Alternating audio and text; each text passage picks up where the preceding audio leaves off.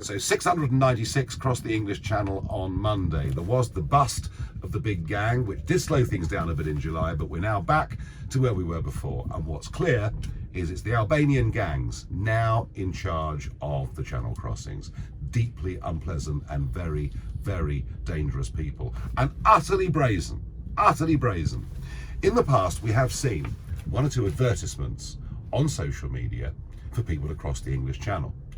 We kind of thought the whole thing had been clamped down upon. Well, I tell you what, this video, produced by Albanian traffickers, just watch it from start to finish, it's mind-blowing. So there you've got it. You've got the date, 27th of July they were advertising, you've got the price, and all the images have come to London.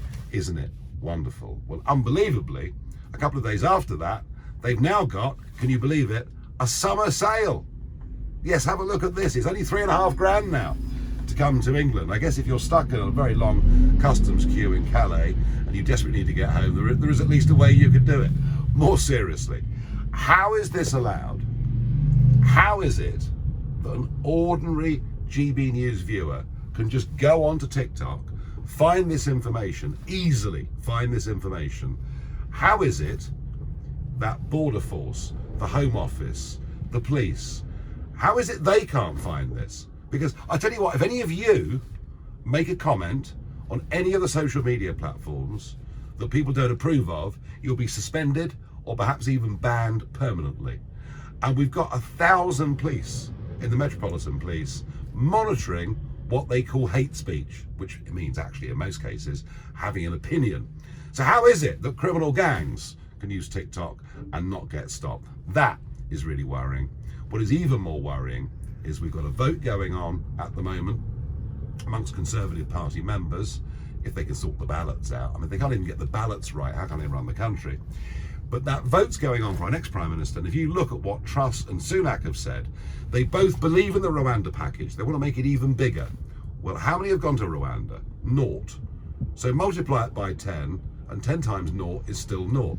None of this will happen, all the while we're signed up to the ECHR, to the European Court of Human Rights. Remember, it was the judgment from an unnamed judge at 10 p.m. that stopped that flight going to Rwanda. Neither are prepared to seriously deal with this. Neither are prepared to talk about the fact that the United Nations definition of a refugee dates back to 1951 and is completely out of date for the modern world. And I have to say, my conclusion is that the small boats will continue to come. They will be 90% young men.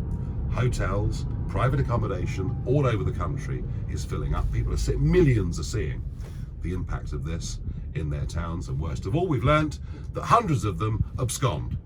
And that in many cases, we haven't even collected any biometric data. God knows who we're letting into this country. God knows what bad people can get in via this route. ISIS warned us. ISIS warned us 6 years ago. They'd used the Mediterranean to get their operatives into Europe, and look what happened in Paris with those attacks. 5 of those 8 men had crossed the Mediterranean in small boats. I'm sure there are plenty of lovely people desperate to get out of Iran or wherever it is, but that's not the point. We need to be in control of this, and frankly, from what I can see, the next Prime Minister isn't going to do it. But as ever, it's all about pressure. Let's wait and see who it is. Let's then let the next PM and their MPs know what we think.